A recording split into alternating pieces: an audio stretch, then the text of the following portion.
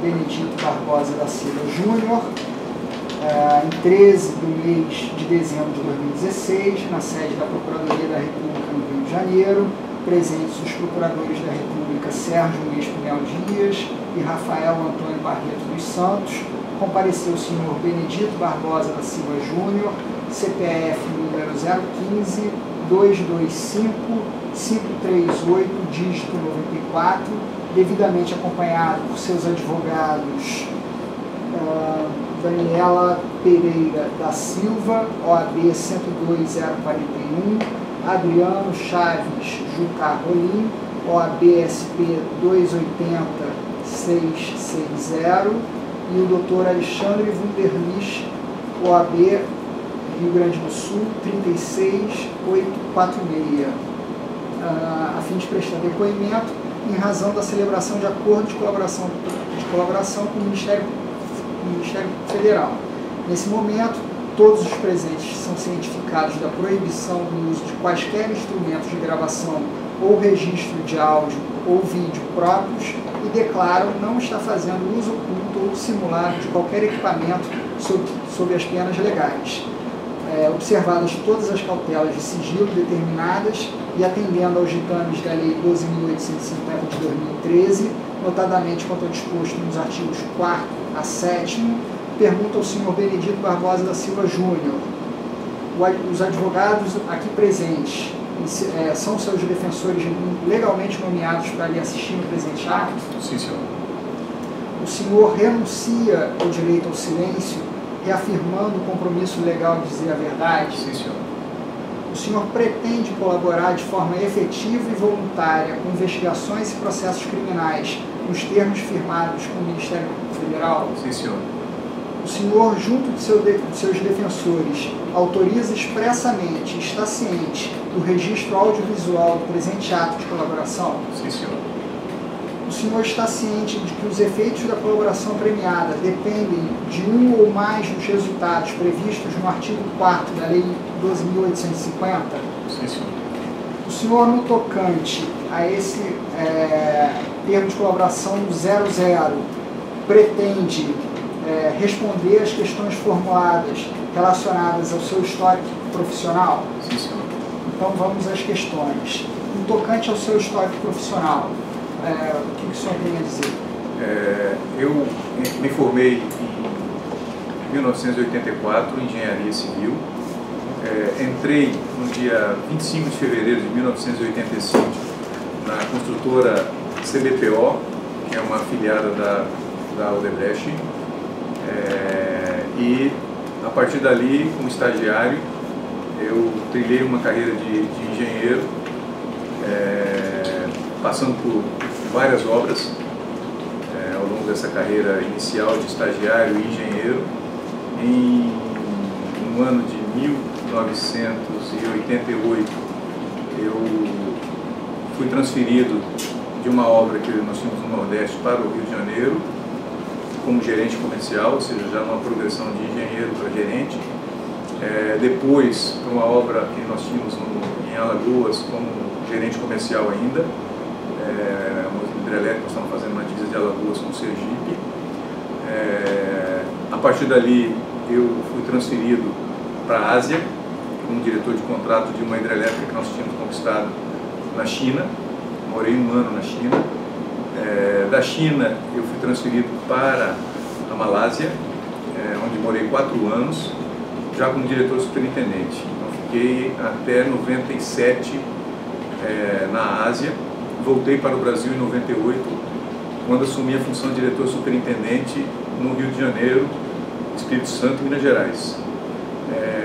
Fiquei nesse cargo até 2002, quando assumi o que nós chamaríamos de Diretoria Superintendência Sul, que, além dos estados que eu já administrava, incorporaram São Paulo, Paraná, Santa Catarina e Rio Grande do Sul, onde fiquei até 2008, 2009, quando eu assumi o que nós chamamos de Líder Empresarial Brasil de Infraestrutura, que é onde eu fiquei até me licenciar em fevereiro desse ano.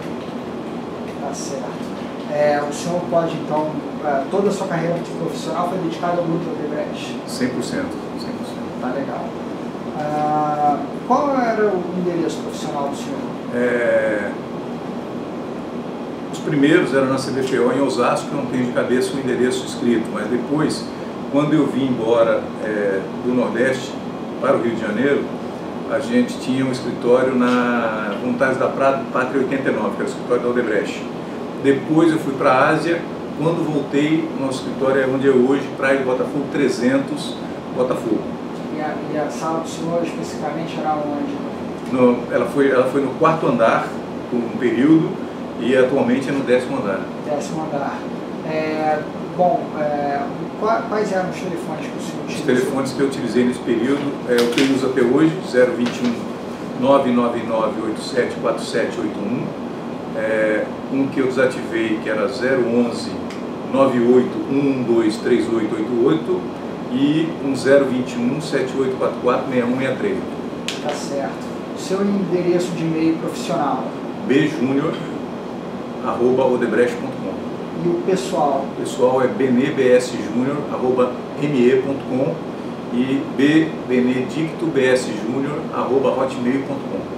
Tá certo. Como a sua atuação como líder empresarial na área de infraestrutura, como é que se deu? Como é que é?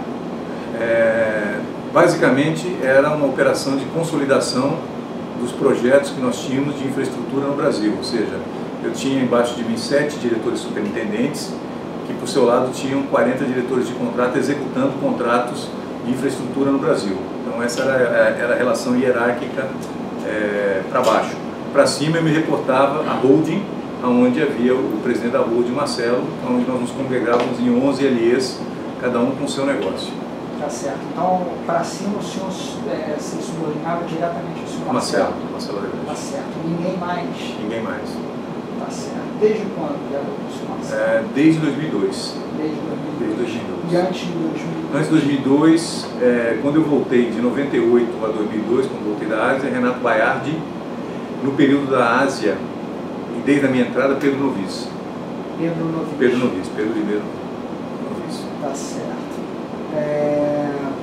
Bom, em cada uma das empresas do grupo existiam vários líderes, líderes empresariais de cada uma das áreas como é que funcionava? Vamos lá.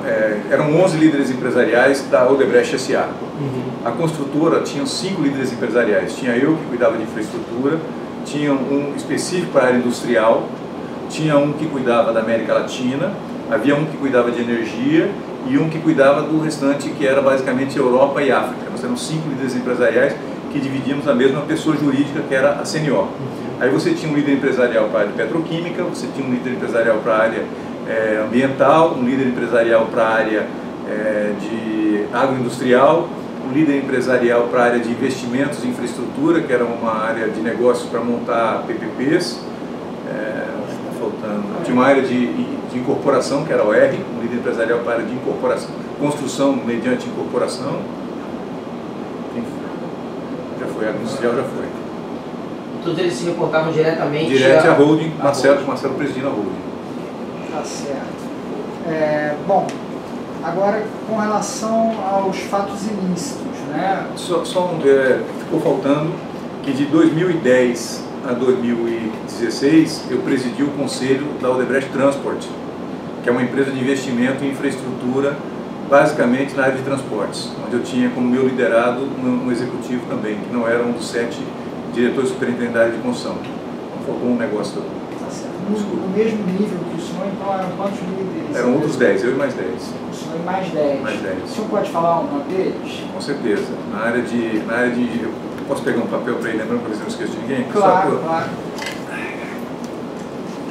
Na construtora era eu, Márcio Farias, Eusenando Azevedo, Luiz Mameri e Ernesto Baiardi. Na área de incorporação, Paul Tite. Na área agroindustrial, Luiz Mendonça. Na área petroquímica, Luiz de Souza. Na área ambiental, Fernando Luiz. Na área de investimento e infraestrutura, Felipe Gens. Falta um negócio. Luiz Souza. Falta um negócio. Odebrecht, Oligás, desculpa. Oligás, Roberto Simões. Pronto, 11. Tá certo. Bom, no tocante à prática dos atos lícitos ainda, o senhor se reportava somente ao senhor Marcelo Odebrecht? Nesse período, Marcelo Odebrecht. Marcelo Odebrecht, tá certo. Agora, qual era a sua interface com os demais líderes? Enfim, o senhor tinha que se reportar a eles também? Não, cada ou um. Na sua área, enfim, na sua área, o senhor, enfim, tinha a última palavra, naturalmente, se reportando ao senhor Marcelo? Não, a responsabilidade era toda minha. Não havia interface de decisão entre os diversos líderes empresariais. Cada um tinha o seu próprio negócio, sua própria gestão. Tá certo. Bom, e quando é que foi que iniciou a prática de crimes no grupo Odebrecht? Olha, dos que eu participei aí, nós começamos em 2002, 2003 com a Infraero, né? Eu não posso falar pelas outras pessoas, mas da minha parte, 2002, 2003, doutor. Eu só vou falar pelo senhor e pelo que o senhor sabe, 2002, 2003. 2002, 2003. E começou em relação a Infraero. A Infraero, tá certo. E como é que foi esse início? Só para... Foi uma organização de mercado. Havia assumido o governo novo, o governo Lula, e estava se planejando uma modernização dos aeroportos. E foi colocada uma pessoa na Infraero politicamente escolhida, e ela começou a articular com as grandes empresas como fazer essa licitação. Qual era a pessoa? Era o senador Carlos Wilson. Essa pessoa, ela tinha essa responsabilidade perante o governo de articular as empresas. Entendi, mas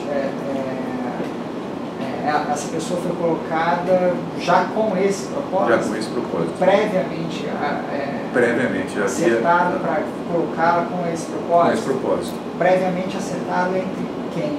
O governo e as empresas. A partir do momento que ele foi escolhido, ele buscou as empresas para dizer: estou aqui representando os interesses do Estado para que haja um ordenamento do mercado, para que essas obras que vão sair estejam acertadas com vocês, com as empresas maiores do mercado. Então assim, não foi previamente a entrada dele? Foi após ele entrar. Após ele entrar, então foram as empresas que escolheram ele? Foi escolhido pelo governo. Não só as empresas, mas as empresas não participaram nesse processo de escolha dele. Ele foi colocado e nos procurou. Nos procurou. Quando o senhor fala nos procurou a quem? Procurou as empresas. No caso da Odebrecht, a relação dele era com o João Pacífico, que é um diretor superintendente que nós temos, porque o doutor Carlos Wilson era do Recife, o Pacífico era do Recife. E aí ele então procurou o senhor Carlos... O doutor, eu não quero trocar o Wilson Carlos, Carlos Wilson, procurou o João Pacífico, como procurou as outras empresas para organizar isso. Certo. Quais empresas? Andrade, Camargo, Queiroz e OS. E como é que o senhor ficou sabendo que procurou também? Porque o João Pacífico me falou. E ele já tinha uma relação, o João Pacífico? Tinha uma relação de Pernambuco, um estado pequeno, as pessoas se conhecem. Tá certo. E até quando prosseguiu nas práticas ilícitas? Até 2014. Até 2014? Basicamente, setembro de 2014, quando, por uma decisão minha, eu chamei meus executivos e disse: olha, eu acho que nós não temos mais ambiente para seguir pagando para ter negócios ou para que as coisas fossem resolvidas para nós. E a partir daí pedi a eles que cessassem os procedimentos de pagamento. Entendi, mas essa foi uma decisão sua? Veja, como era uma operação no Brasil e havia toda a investigação que se iniciou em março da Lava Jato, estava apesar de estar focada na Petrobras, estava se deflagrando com uma visão muito mais abrangente. Foi uma decisão nossa, da minha, assim, eu falei: vamos procurar as pessoas e olha, nós vamos agora mudar nosso procedimento. Entendi. Mas o senhor se reportou ao senhor Marcelo em relação a essa decisão? Não necessariamente, porque na verdade o que acaba acontecendo? Marcelo não iria me cobrar por estar acontecendo ou estar acontecendo. Quem iria cobrar eram as pessoas que iam ficar sem receber. Então eu falei, nós vamos avisar que a partir de agora nós não vamos mais seguir nesse procedimento. Não há mais ambiente para isso. Quais pessoas dentro da sua subordinação, que eram subordinadas ao senhor, sabiam da prática dos ilícitos? Basicamente os DS, né? DS, o diretor superintendente da superintendentes. Né? O senhor pode falar? Olha, João Pacífico, Sérgio Neves, Leandro Azevedo, Luiz Bueno, André Vital, Fábio Gandolfo, basicamente. Esses 6 sabiam? Sabiam. Absolutamente tudo. Tinham o mesmo conhecimento que o senhor tinha? Tinham dentro do negócio deles o mesmo conhecimento. Mas abaixo deles... Eles teriam que avaliar a quem eles davam conhecimento. Entendi. Eu não consigo dizer para o senhor. Não consegue, tá bem. Quando o senhor diz que o senhor, a partir de setembro de 2014, eles tomaram providências para encerrar esses pagamentos, isso seriam os pagamentos relacionados à sua área especificamente de infraestrutura? A área que eu sou responsável, como eu disse ao senhor, as empresas são independentes, então o que estava embaixo de mim, essa decisão foi tomada. Bem? Mas as outras áreas eu não tenho ideia. O senhor não consultou o senhor Marcelo Odebrecht antes para poder, olha...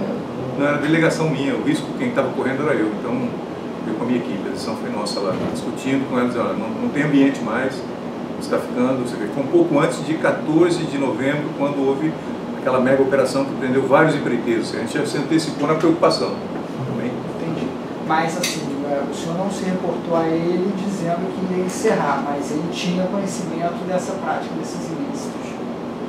Ele tratava com a pessoa que cuidava da operação estruturada, então provavelmente ele conhecia o volume, o movimento, né? Talvez ele não conhecesse detalhes, porque as pessoas, ele não conhecia detalhes porque a gente não informava ele com detalhe, né? Mas o senhor informava ele da existência do ilícito ou não? Não precisava saber, a delegação era minha, né? Então eu tinha a responsabilidade com a minha equipe e tinha com a sua equipe embaixo, não precisava informá-lo, era uma delegação, nós funcionávamos como uma empresa, eu reportava a ele na questão de acompanhamento, se eu estava fazendo as obras em dia, se eu estava fazendo com resultado, mas não em relação ao que eu estava pagando para as pessoas, entendeu? Essa era uma delegação nossa. Tá? Quando o senhor tomou conhecimento inicialmente desses processos ilícitos que aconteciam, de pagamento de vantagem devida a servidores públicos, o senhor já era líder empresarial? Não, na época eu era diretor superintendente. Então, nesse momento, quando o senhor começou a tomar conhecimento dessas práticas, havia uma... vamos dizer, política da empresa nesse sentido, quer dizer, havia um processo decisório desde do CEO até passando... Como é que funcionava isso? Senhor? Isso era basicamente por obra e cada obra resolvia internamente como alocar o dinheiro. Era diferente do período que depois se instruiu a operação estruturada, em 2008. Era uma coisa mais aleatória, era um volume muito menor e muito mais aleatório. Mas a partir do momento em que procuravam o senhor ou qualquer outra pessoa da sua equipe para o pagamento de vantagem indevida, o senhor já tinha autorização para fazer essa... Tinha delegação. Se eu, o meu executivo, entendêssemos que era importante para o negócio ou porque geraria um prejuízo se não fizesse, porque iam ser prejudicados no dia a dia, ou porque poderia gerar algum benefício, nós tínhamos delegação para fazer. Isso era uma delegação inerente ao seu cargo? Inerente ao cargo da pessoa. Era sempre... A única coisa que não poderia era você fazer um pagamento indevido num lugar onde não houvesse lucro. Se você tivesse lucro, você tirava uma parte do lucro e pagaria. Se você não tem lucro, você não pode gerar prejuízo com pagamento ilícito, não tem lógica. Então isso era uma política da companhia, uma orientação geral. Uma delegação, você não recebia uma orientação específica disso. Quando a pessoa era demandada, ela avaliava e tomava a decisão dela, entendeu? Não era ninguém fazia uma reunião específica e falava, olha, então vocês estão autorizados. Até porque a gente não, desculpe a forma, a gente não sai oferecendo como se tivesse um talão de cheque, olha, até aqui vou fazer uma coisa. Isso na realidade é demandado pelas pessoas que têm a prática, entendeu? Agora, com relação a esse setor de operações estruturadas, né? Qual é a sigla mesmo do setor de operações estruturadas? Operações estruturadas, é isso mesmo. Setor de operações estruturadas. Como é que ele foi estruturado? Ou seja, nós temos de memória que isso aconteceu entre 2007 e 2008, quando o Hilberto foi identificado e colocado como responsável para estruturar essas demandas que vinham das obras de necessidade de pagamentos indevidos. Então, a partir daí, ele passou a montar uma equipe que pudesse dar suporte na medida que a gente tivesse o pedido, fazer uma coisa mais organizada. Sim, mas como é que foi esse processo de tomada de decisão para montar esse setor? O Hilberto foi instituído pelo Marcelo e procurou os LEs para dizer, ó, a partir de agora, qualquer demanda que tenha, tem aqui uma equipe minha que vai sentar para ver se é possível atender, como é que vai atender. Então, na verdade, foi o Marcelo que criou esse setor? O Marcelo identificou a pessoa, eu não sei como a pessoa pensou em estruturar o setor, né? Não sei se o Marcelo, ele pessoalmente sentou e definiu como funcionaria, eu acho que ele delegou, como delegou para mim, eu quero fazer uma área de infraestrutura, eu fui lá e montei, ó, para operar com infraestrutura, eu quero um diretor aqui, eu quero um diretor ali, tem mercado, não tem mercado, vai ter mercado com investimento, mercado, eu acredito que o Hilberto fez um planejamento de como fazer isso. Entendi, mas o senhor sabe por que foi criado um setor para isso? Não, eu não sei. Eu sei que passou a ter uma organização, uma forma mais estruturada de fazer esse ilícito. Essas decisões de criar um setor para realizar determinadas atividades era uma decisão que ficava normalmente submetida ao Marcelo Odebrecht? Eu não sei. Quando o Hilberto surgiu, ele não disse, ó, Marcelo me pediu, Marcelo me mandou. Ele disse, olha, todo o planejamento de ilícito que você precisa daqui para frente vai passar pela minha equipe. Então eu não fui perguntar a Marcelo esse dia, como o Hilberto tinha uma relação com a família muito próxima, era uma pessoa de confiança dele, ninguém sai para perguntar como é que vai proceder. Mas nós passamos a operar com ele. Então, calma aí, só para poder entender, foi o Hilberto que procurou o senhor para dizer isso. Quer dizer, agora vamos operar tudo que você precisar de dinheiro de caixa 2, ilícito, você procura a minha equipe, eu vou estruturá-la e eles vão estar aqui para atender suas demandas. Tá certo. E aí como é que era então esse processo de procurar a equipe do setor de operações? Na verdade, quando você tinha a demanda na ponta, o diretor de contrato, que é a pessoa que fica à frente do negócio, procurava o diretor superintendente e dizia, olha, eu tenho uma demanda para pagar aqui um ilícito dentro desse contrato, e fazia avaliação. Eu acho que tem que pagar por conta disso ou por conta daquilo, se é para se proteger ou para gerar algum benefício. Isso era estruturado de que maneira era esse pedido da pessoa. O diretor superintendente me procurava e dizia, Júnior, eu tenho um pedido dessa obra com esse codinome. Você autoriza? Eu fazia a pergunta básica. Isso está dentro do seu resultado? Está dentro do seu... o acionista não vai financiar isso com dinheiro, não. Vai sair de dentro do resultado da obra. Eu falei, então está autorizado.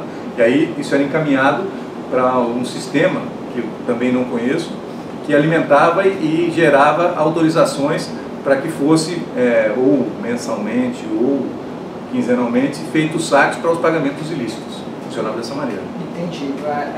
Mas esse setor, então, de operações estruturadas já não tinha o poder de dizer, isso eu não vou pagar, ou isso eu vou deixar de pagar, ou paga isso, ou deixa de pagar aquilo.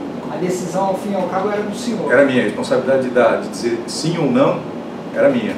E como, não sei se eu consegui explicar nisso, a gente trabalha como se fosse uma empresa. Da mesma maneira, o diretor superintendente é uma empresa média. E a obra é uma pequena empresa. Então, como a gente tem um sistema de delegação, eu nunca interfiro lá na obra para dizer, eu quero que você faça a obra desse jeito ou daquele jeito. A obra nos entrega um planejamento e ela é cobrada pelo que ela executa daquele planejamento, levando em conta o físico, o financeiro e os resultados.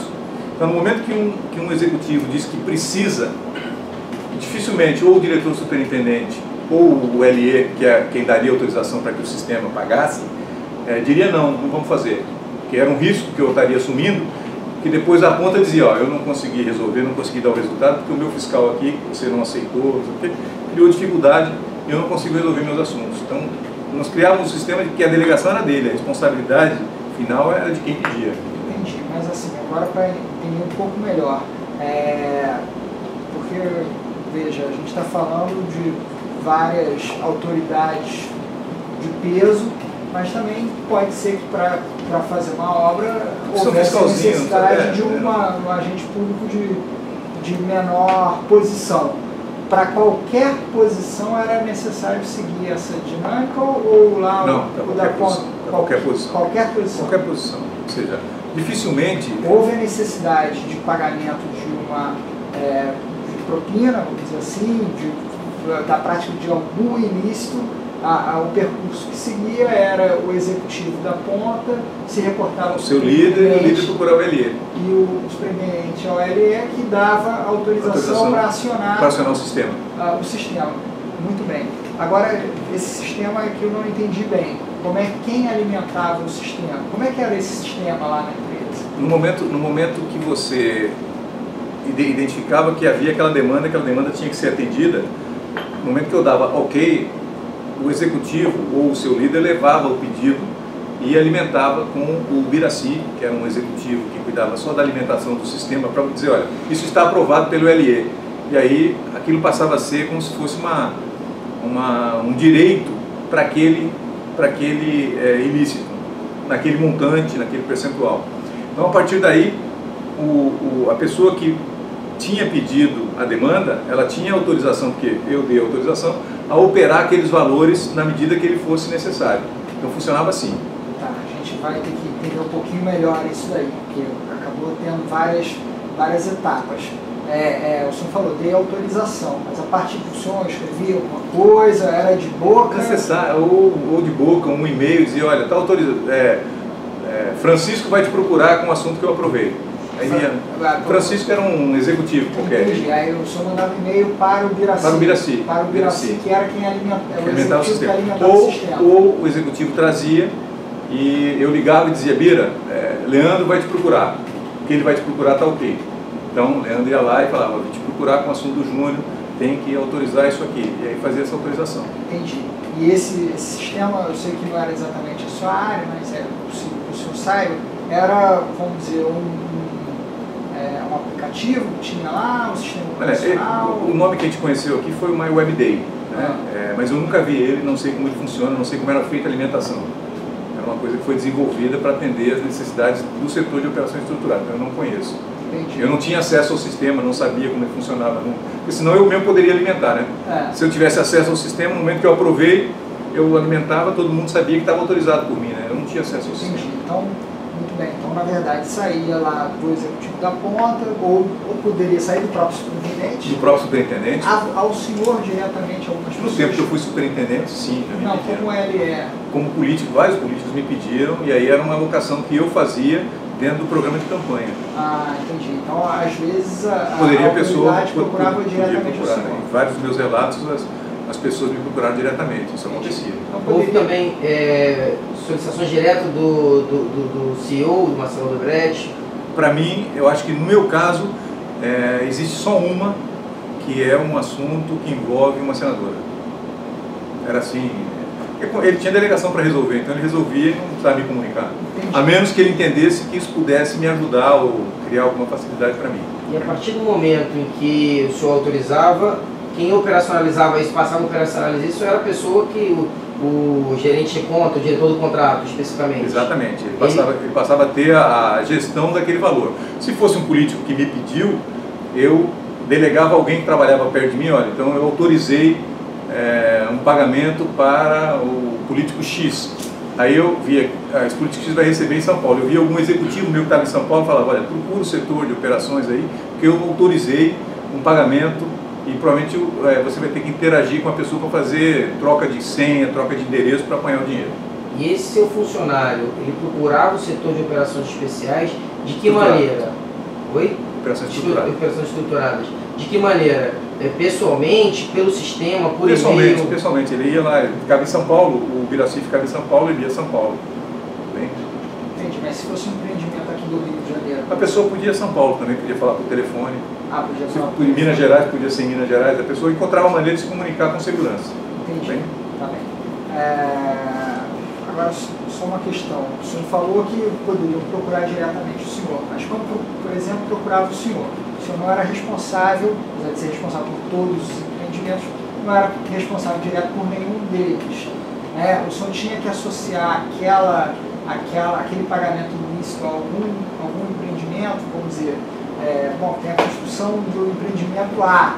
O senhor tinha que associar ao empreendimento A para que aquele empreendimento desse lucro, vamos dizer, mesmo com aquele pagamento da propina, ou tinha... Acontecia de duas maneiras. Dentro da empresa também tinha, vamos dizer, um caixa para pagamentos diversos? Acontecia de duas maneiras.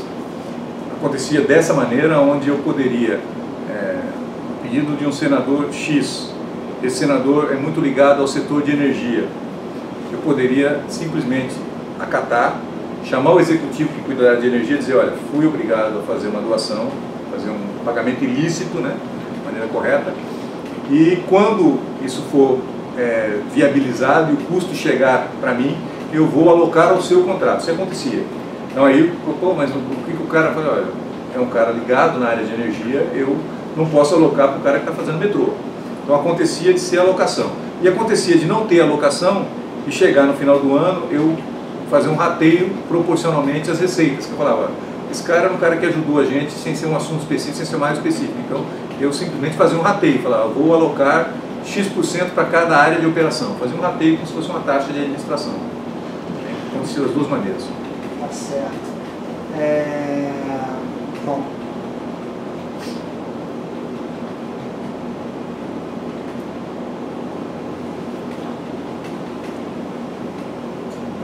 O senhor, especificamente, se beneficiou, oferiu algum recurso por intermédio do setor de operações estruturadas da Odebrecht?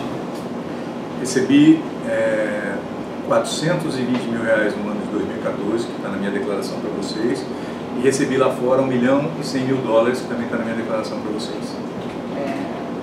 Mas, enfim, qual foi o contexto disso acontecer? Foi num contexto de pagamento de PLR, de prêmio, ou seja, eu acredito que uma forma que Marcelo fazia para que todo mundo não se sentisse diferenciado, ele pagava as RVs em dinheiro similares, remuneração variável, pagava remuneração variável de forma similar para os principais executivos e criava alguma diferenciação por fora que ninguém ficava sabendo, que a RV paga em reais, ia para o sistema vazava com uma... Mas isso que o senhor recebeu, tinha alguma relação, vamos dizer, nesse ano o senhor pagou menos propina do que a gente esperava, então o senhor recebeu a premiação por isso? Ou não? Foi pela sua atuação? Foi pela atuação, então não tinha uma lógica de que pagou por fora porque você pagou menos propina, então economizou, não tinha. Era um complemento que eu enxergo como uma forma de diferenciar uma pessoa da outra. Entendi, mas o senhor declarou no seu imposto de renda esses recebimentos? Não declarei e fiz o decarte agora. Entendi. Só esses dois valores que o senhor não declarou? Três valores, 420, 1 milhão e 1 milhão e 100. 1 milhão e 1 milhão de dólares e 1 milhão, não, desculpa, 1 milhão, então, tenho dois depósitos na minha conta no exterior, uma de 100 mil dólares e outra de 1 milhão de dólares. E tenho 420 mil reais que eu recebi no Brasil. Tá certo. Não foram só esses três valores que foram recebidos fora da contabilidade? Fora da contabilidade. E aí, como era fora da contabilidade, tinha que ir por esse setor de operações estruturadas, exatamente. Porque o setor de operações estruturadas não estava registrado em nenhum lugar. Eu acredito que não. Eu acredito que só eles mesmos tinham registro, né? Não aparecia em lugar nenhum. Entendi, mas o senhor recebeu alguma orientação para que esses valores o senhor tirasse pelo setor de operações estruturadas, ou o senhor que tomou a decisão de tirar de lá? Não, eu recebi uma orientação de que minha remuneração variável seria X em reais e Y pagos por fora. Isso de quem? De Marcelo Odebrecht, que me avaliava. E aí ele que falou para pegar da operação estruturada? Ele que encaminhou para a pessoa da operação estruturada para me liberar o dinheiro. Tá, ele que encaminhou, porque senão o senhor ia falar... Ele poderia estar até administrando em causa própria, não foi o caso. Mas essa é uma boa pergunta. O senhor podia fazer isso? Poderia fazer. Vamos dizer, o Biraci lá aceitaria a ordem. O Biraci me paga independentemente de ser o Marcelo. O Biraci ia alimentar o sistema, ele não pagaria. Depois que o sistema tivesse alimentado, se eu fosse uma pessoa com uma intenção não correta, eu poderia, tal codinome aqui você me paga. Né? Você paga numa conta, dá em dinheiro para tal pessoa. Mas o senhor teve que entrar com o codinome ou entrou com o seu nome mesmo? Não, nome mesmo. Entrou com o seu nome mesmo. Pois é, agora o doutor Rafael quer perguntar, mas só um minutinho, só para não perder essa pergunta. Eu ainda não entendi essa parte do pagamento. Uma vez que alimentou o sistema, o Biraci alimentou o sistema. Aí, então, a autoridade X tem direito, pelo que o senhor falou, ela já vai ter direito a receber aquele valor, porque aquilo já foi autorizado pelo LR. Criou-se uma conta, né? Aquela conta passou um crédito. Exatamente. Agora, vamos dizer, para operacionalizar esse crédito, para ele poder fazer as transferências dos valores para a autoridade. Qual era o mecanismo? a pessoa que combinou com a autoridade desenvolvia uma lógica de como esse pagamento deveria ser feito. O que eu disse? Seria mensal, trimestral, anual. E aí, naquilo que foi combinado, a pessoa que combinou com a autoridade pediria no sistema, pediria lá para a Lúcia, que era a pessoa que pagava no Brasil, né, lá em Salvador, olha, tal codinome eu preciso que seja pago o valor tal data. Então você passava a usar o que já estava liberado. Tinha uma... Então o pagamento era só uma pessoa que... Só a pessoa que tinha combinado. Não, dentro da outra. Sim, no Brasil era a Lúcia. Era a Lúcia. Era a Lúcia. E no exterior, quem era? No exterior eu não sei, que eu não trabalhava no exterior. Não tinha pagamentos no exterior. No exterior, meu não. Então aí a pessoa que tinha combinado com a autoridade falava com a Lúcia, olha, daquela conta X eu quero que tire o valor Y. Quero que seja feito mensal, semanal, trimestral, em tantas proporções. Entendi. E aí era a Lúcia que vamos dizer, ou sacava o dinheiro? Não, ela encaminhava para os operadores. Aí você tinha as pessoas nas várias cidades que recebiam a autorização da Lúcia a partir daquela conta para que fosse feito pagamentos mensais, trimestrais, anuais para aquela conta. E aí a pessoa da ponta que tinha a relação com o agente político, ela se encarregava de dar uma senha ou um endereço para que a pessoa fosse apanhar na data programada. Tinha uma senha ou endereço. Senha e endereço. Senha e endereço. Então, calma aí. Muito bem. A pessoa que acertou com a autoridade falava com a Lúcia, olha, Lúcia, aquilo que está registrado com a autoridade... A pessoa falou com o Bira e o Bira alimentou o sistema. Quando a pessoa combinava com a autoridade ou a autoridade fazia jus ao que estava combinado, aí sim, ele procurava a Lúcia e falava, Lúcia, eu preciso que a programação de tal autoridade seja realizada em tais datas e nos lugares Rio, São Paulo, Brasília. Já falava onde deveria acontecer também. Aí naquelas datas que a Lúcia recebia, a Lúcia passava o endereço e uma senha. O endereço e uma senha para o meu executivo. Para o seu executivo. E o executivo pegava isso e passava para a autoridade para ela ir pegar o dinheiro. Entendi. A autoridade que tinha que pegar o dinheiro ou o pagador que tinha que levar o dinheiro? Acontecia do pagador levar o dinheiro. Essa era uma coisa... A única coisa que a gente não gostava era que o executivo nosso pegasse o dinheiro. Entendi. Mas preferencialmente era se dar um endereço, a autoridade dava um endereço para nós fazíamos o operador entregar. Ou nós dávamos o endereço do operador e a autoridade ia lá buscar. Então acontecia das duas maneiras. E a autoridade ia pessoalmente? Aí tem que pegar casa a casa e avaliar com quem combinou, quem foi a pessoa que ele disse que iria buscar, se era a autoridade, se era um preposto, né? Porque aí varia do grau de risco cada pessoa que assumir. Isso é definido nos contatos entre o executivo e a autoridade. E quem combinou. As partes que combinaram, né? Entendi. Bom, como houve pedido também ao senhor, o senhor também já teve que se reportar à Lúcia, combinar com a Lúcia. Aí eu disse, senhor, eu pegava algum executivo, eu via onde era que estava combinado com aquela autoridade e vinha um executivo meu que estava naquela cidade. Aí eu pedia a ele, dizia, está autorizado, então, e ele combinava com Lúcia. O senhor nunca se dirigiu à Lúcia para essa? Muito pouco. Muito pouco. No período de LE, raramente. Raramente, mas já então. Mas já, eu conheço Lúcia. Mas assim, já se dirigiu a ela com esse propósito. Depois a gente vai especificar, né? Porque tem todos os outros depoimentos, a gente vai especificar cada um dos casos e aí o senhor vai poder detalhar melhor como funcionou. Aqui realmente a gente quer saber como funciona de maneira geral.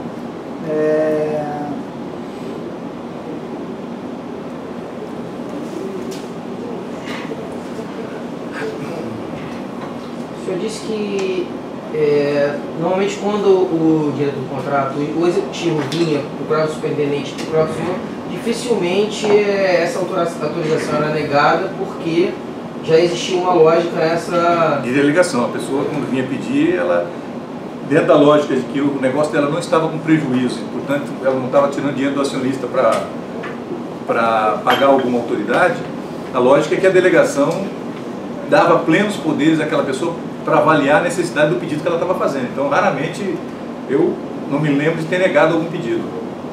Não se lembra de ter negado o pedido? Eu não me lembro. Não sei se outro executivo meu negou para alguém. Agora, em relação aos valores, existia uma solicitação do agente público, da autoridade de X, valor X. os senhores discutiam se dentro da alçada daquele servidor? Não tinha.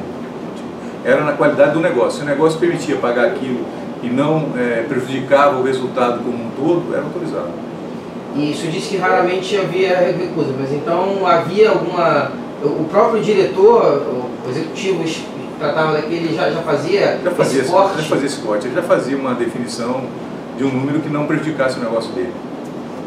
O senhor sabe se em alguns desses casos o próprio executivo já limitou, falou, olha, a autoridade pediu valor X, mas só comporta tanto, ou isso não chegava até o senhor? Não chegava a mim isso, mas eu acredito que a pessoa fazia essa avaliação, ele era um empresário, ele tinha delegação para ganhar dinheiro, então se ele tinha delegação para ganhar dinheiro e não tinha para perder, ele tinha que buscar um meio termo onde isso não prejudicasse a avaliação dele como empresário. As obras, os empreendimentos, eles já eram, os preços estabelecidos já eram fixados considerando essa necessidade de pagar propina? Olha, diferente de outros órgãos, porque essa pergunta já foi feita algumas vezes, nós não atuávamos como a Petrobras, que trabalhava a montante com seus projetos já definidos, né? Então, no nosso caso, a maioria dos pedidos vinha depois que você estava contratado. E aí você tinha que sacrificar sua margem já planejada, a maioria das vezes. Mas a margem já era definida considerando o histórico de sempre ter... Não necessariamente. Isso dependia do cliente que você estava operando. Então não tem... Eu vou agora, assim, o senhor era responsável por várias obras, né? Posso chamar de obra ou tinha outra coisa além de obra? Serviço também? Não tinha, era obra e empreendimento que envolvia investimento, tinha os dois. Tá, por várias obras e vários empreendimentos. Todas as obras tinham pagamento de propina? Não. A maioria delas tinha? A parte pública sempre tinha alguma coisa pequena. Em alguns lugares, por exemplo, o Rio de Janeiro, era onde efetivamente você tinha uma despesa maior.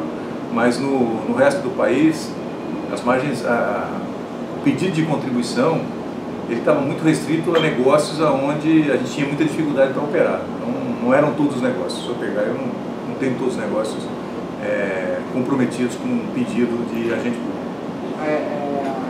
Mas saía da margem. Quando saía da nossa margem. Porque você quando trabalha, inclusive no Rio de Janeiro, ou seja, você vai contratar uma obra, você contrata com os níveis de preço da EMOP ou do DR. Você não consegue fazer uma rodovia com o preço que você quer. Então, no momento que você começa uma obra com os preços parametrizados e alguém te pede, ou você diz não, ou você sacrifica a sua capacidade de fazer mais barato, dando uma parte para o terceiro. Então, raramente você conseguia botar a montante. Tem um histórico no Brasil de que é 3%, vamos botar 3%. Então, a gente não fazia porque senão não ganhava concorrência. Se tem muita concorrência, é difícil de ganhar. E aí você tinha que ajustar a realidade do mercado. Tá? Preço tabelado e a realidade do mercado. Mas isso podia acontecer, mas que havia, que havia cartel ou alguma coisa desse sentido. Mesmo havendo cartel, o cartel às vezes era obrigado a contratar com o preço do cliente.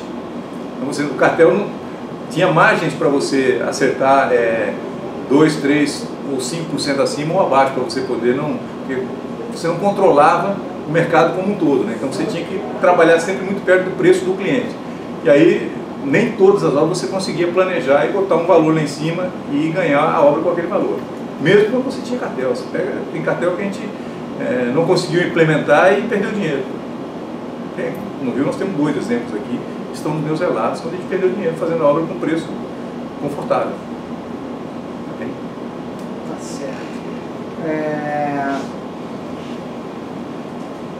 Antes de falar do pagamento de doações de campanha para distinguir ilícitas e ilícitas, para saber a questão do setor de operações estruturadas. O senhor falou que era de responsabilidade do senhor Hilberto Silva. Hilberto Silva.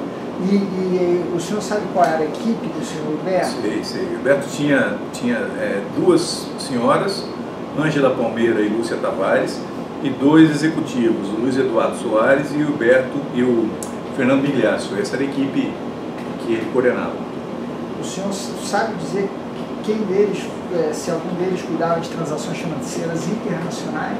Eu acredito, pela lógica que eu via da operação deles, o O Fernando Migliaccio era a pessoa que cuidava de transações internacionais. É que eu perguntei para o senhor, quando a gente estava falando da Lúcia, pagamentos no Brasil, pagamentos no exterior. Aí o senhor falou que não. Não, porque eu não fazia.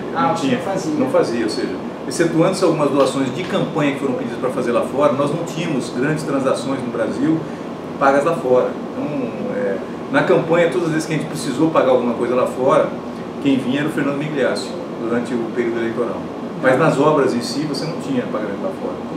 Entendi. E agora vamos falar dessa questão.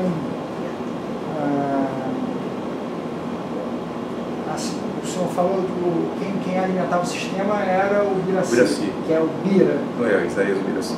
Bira. Lúcia, Maria Lúcia. Maria Lúcia Tavares. Maria Lúcia Tavares, tá bem. Certo. Agora vamos falar, o senhor falou de campanha.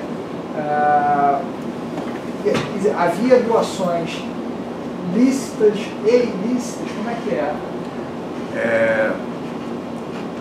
Nosso processo nosso era um processo burocrático. Quando chegava o período eleitoral, basicamente maio e junho, quando as convenções definiam quem eram os candidatos, os executivos que estavam espalhados geograficamente no país faziam uma avaliação de quais campanhas eles gostariam de ajudar.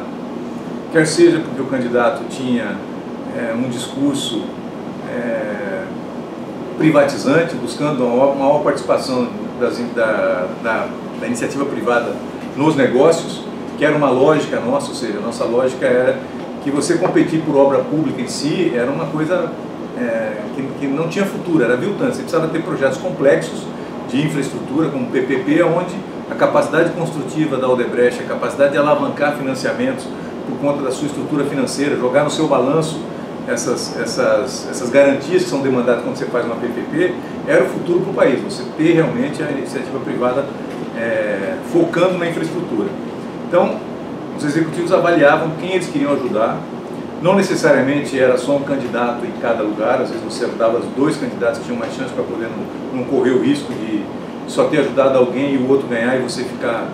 Então, fazia-se um mapa dessas demandas para a campanha. Esse mapa era consolidado na minha área, ou seja, cada um dos meus diretores superintendentes trazia, a gente consolidava, e eu somava com os outros LEs, que também tinham demandas para doações de campanha. Então isso virava um mapa de doações de campanha do Grupo Odebrecht. Então chegava-se a um valor X.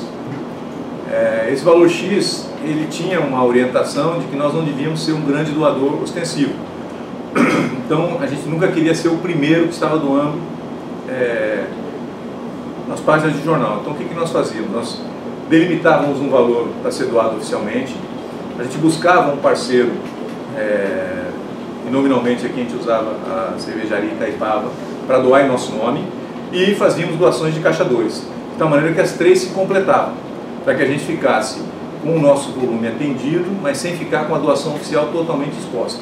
Essa era a lógica do processo de doação nossa. De doação...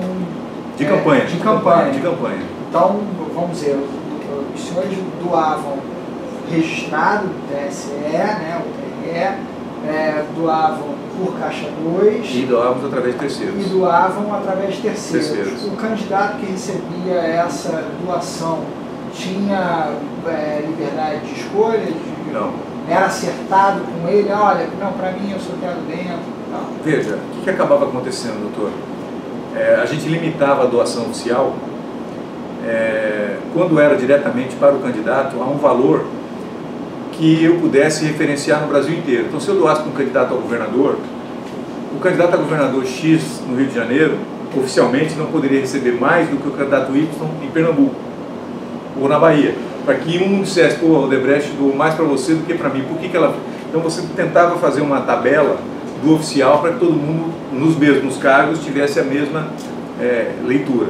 O que acabava acontecendo é que você fazia, até antes de 2014, uma doação a partidos, e o partido embaralhava esse dinheiro e doava, e às vezes não aparecia que foi você que doou para aquele candidato. Em 2014 ficou obrigatório que mesmo que você doasse ao partido, o partido tinha que dizer, olha, esse X que a Odebrecht doou, Y foi para Adriano, o outro foi para Zezinho, ficava claro, mas antes não ficava, então você acabava embaralhando, mas tinha um limite no oficial. Então, não adiantava a pessoa me pedir que eu doasse 500 mil a ele como candidato, eu dizia, eu só posso doar 300, o resto eu posso ou arrumar um parceiro ou fazer para o Caixa 2. Se você não quer Caixa 2, eu não vou doar Caixa 2. A opção é sua de não receber Caixa 2. Entendi. Agora, mais uma vez, todas essas doações para a campanha, elas também ficavam relacionadas ao empreendimento ou o senhor fazia aquele rateio? Não fazia rateio, a gente fazia rateio. Então as doações para a campanha normalmente eram rateio. Você fazia no final, quando acabava a campanha, você fazia, simplificava muito, porque como a construção do mapa vinha de baixo para cima, então se o meu diretor na Bahia avaliou que quer doar no montante para aquela eleição 2 ou 3 milhões, quando acabar a eleição ele recebe uma conta de 2, 3 milhões. E aí, além disso, o que não tivesse diretamente ligado a ele fosse institucional do grupo, doou para doou para uma pessoa que não tem link direto naquele estado e não está diretamente alocado a algum dos outros operações regionais, você fazia pelo rateio. O cara recebia uma continha na proporção do que ele produziu daquele ano, da produção da receita dele, né? Entendi. Mas então, calma aí, existia, tá certo, essas 3 formas de fazer doação, mas que eram doações que a Odebrecht queria fazer, né? Que não que ela tivesse sido demandada a fazer. Não somos demandados. Lembra o senhor que quando eu falo que o meu diretor superintendente trazia o que ele queria fazer, porque ele já tinha conversado com as partes. Ah, tá. Já tinha sido procurado. Então na elaboração desse mapa... 99% era pedido dos candidatos. Pedido dos candidatos. A gente não estipulava quanto queria dar, as pessoas impediam. Então essa elaboração desse mapa... Já vinha da base. Sim, o senhor falou... não, eu às vezes doava para os 2 candidatos que estavam concorrendo. Então, os 2 já haviam pedido. Já haviam pedido, já haviam procurado. Como a gente tinha uma leitura por eles de que nós seríamos doadores, então as pessoas procuravam os executivos a partir do momento que se definia quem seriam os candidatos. Eles vinham atrás e falavam, eu queria doação, estou pensando nisso, estou pensando... E a gente dosava para poder se encaixar no que a gente tinha para doar. E tinha alguém, vamos dizer, tinha lá o setor de operações estruturadas que era para o pagamento, né? Tinha alguma referência que era para ser procurado, olha, em nome da Odebrecht, para doação, normalmente se procura fulano, ou era qualquer executivo? Delegação. Ou seja, no momento que um diretor superintendente me procura e diz que vai doar X para aquela cadeira, é porque ele entende que aquela cadeira é importante. Se a cadeira pediu a ele, a cadeira tem um compromisso com ele. Entendi. E aí ele traz para cima, eu aprovo no meu âmbito, digo, olha, eu não entro no detalhe de quanto ele vai dar para a pessoa, levo para o grupo de LEs e somamos o todo para fechar da consultora, do grupo todo, não só da consultora, já fechei com os outros LEs. Entendi. E era doação, poderia ser tanto o superintendente como o outro executivo abaixo. Como outro executivo, porque tem lugares que não tinha superintendente regional, tinha um diretor de contrato naquela área e ele trazia para o superintendente dele regional. Entendi. Só para entender um pouco melhor, então na verdade todas as doações que a Odebrecht fez foram doações em razão, não foram doações voluntárias. Foram pedidos que nós atendemos. Foram pedidos, mas vamos dizer, não houve a voluntariedade de participar do processo político e eu quero participar. Quero doar para você e não. A gente era procurado. Inclusive as doações feitas registradas no... Todas elas. Nós éramos demandados. Tá certo.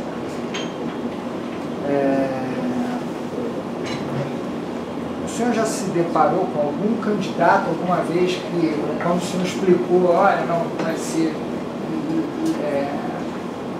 direto da empresa, registrado, Caixa 2, ou por um parceiro que não tem aceitado o Caixa 2? Comigo não. Todos aceitaram, sempre aceitaram. Tá certo. Essas conversas iniciais, essas solicitações feitas pelos políticos, o senhor disse que algumas foram feitas diretamente ao senhor. Vinham acompanhados de, eu vou favorecer em tal e tal coisa, ou como é que eram feitos esses pedidos? Não tinha uma lógica de, olha, me ajude que eu te ajudo.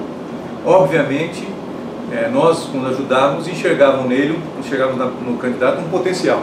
Não necessariamente um potencial que se materializava em negócio ou em dinheiro, mas um potencial de crescimento no cenário político e a sua expressão como um todo. Mas nunca, eu não me lembro, com sinceridade, de alguém dizer, olha, me ajude que eu vou te dar isso, eu vou te dar aquilo em troca. Não tinha uma toma lá da cá nesse aspecto de campanha. Né? Mas efetivamente ajudava? sempre, porque você, a partir do momento que você ajudou a pessoa, quando você procurava, se você tivesse um problema, você era sempre atendido, você tinha uma prioridade. Com relação a essas pessoas que o senhor já mencionou, quer dizer, que enfim, a gente vai indagar em seguida, todas elas o senhor vai poder apontar em que elas vão contribuir com o senhor? Olha, eu vou poder, com sinceridade, transformar isso na relação que eu tenho com elas, mas nem todos me ajudaram com alguma coisa específica. Ou seja, como eu não tinha uma agenda legislativa e muitos deles estavam legislando, eu não tinha uma agenda de medida provisória, era uma agenda de relacionamento, para ser atendido, para ser... É um pouco diferente, mas em alguns casos a gente colocou aí a forma como a pessoa... Tá certo. Mas aí outros executivos do grupo procuravam essas pessoas quando havia necessidade, esses candidatos que receberam doações? Normalmente procuravam, e se fosse por um assunto específico, provavelmente a pessoa atenderia, entendeu? Era a lógica do sistema, então, quando havia essa lógica de doação... Você tinha um canal aberto para a pessoa lhe ajudar, né? Bom, então assim, agora indo, essa talvez vai ser a pergunta mais difícil que eu vou fazer, porque o senhor vai ter que falar de todos os casos que o senhor se recorda em que houve algum ilícito. E, enfim, a gente não vai tratar desses casos nesse momento, mas só para que a gente possa saber do que vai ser tratado nos seus depoimentos, tá bem? Então, com relação aos projetos em que houve a prática de ilícito, o senhor se recorda quais projetos em que o senhor participou e em que houve a prática de ilícito? Me recordo, ou seja, não vou conseguir fazer no tempo caminho, mas vou fazer de cabeça, lembrando aqui o que eu coloquei como relato para ajudar nas investigações. Parque das Favelas, no Rio de Janeiro, também chamado de Favela do Alemão, Arco Metropolitano, no Rio de Janeiro, Metrolinha 4, no Rio de Janeiro, terraplanagem do Compeg, que é um ilícito pelo pedido e não pelo pagamento, que a gente não fez o pagamento, o Centro Administrativo de Minas Gerais, ProSub, Programa de Submarinos do Brasil, Arenas da Copa do Mundo, Maracanã em específico, e arenas de Amazonas e Castelão como cobertura que nós demos na Andrade Gutierrez, Rodoanel em São Paulo, Porto Maravilha, um pedido do deputado Eduardo Cunha para mim, FIFGTS, Desenvolvimento Urbano, que foram procedimentos para viabilização de fundos no Porto Maravilha, a constituição da FIFGTS numa companhia que entrou de sócio conosco, Infraero, Transurb, o DR em São Paulo, na SP255, Arena Corinthians. Eu dei várias aprovações para a OTP, que era a empresa que ficava embaixo de mim, que era dirigida por um executivo meu, Paulo Cezena, para pagamentos de ilícitos. Eu tenho remessa de dinheiro que foi tirada da casa de um executivo do governo de São Paulo e remetida para o exterior através do setor de operação estruturada, e a concessão do Maracanã, que eu dei uma autorização para pagamento do conselheiro Jonas Lopes. Tá certo. Agora, em relação às campanhas, aos políticos favorecidos, com doações, o senhor sabe apontar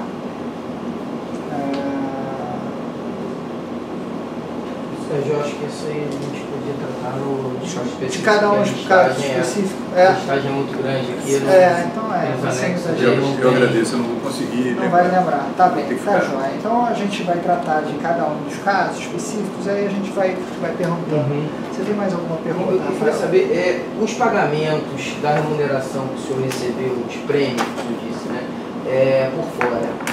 Nesses 3 casos, o senhor poderia detalhar como foi feito o recebimento? O senhor indicou a conta, como recebeu um dinheiro mesmo aqui no Brasil? Como é que foi cada uma delas, por favor? 420 mil eu recebi dinheiro no Brasil. Um operador me entregou os 420 mil reais ao longo de 2014. Que operador foi esse? Álvaro José Novis. Tá? Okay.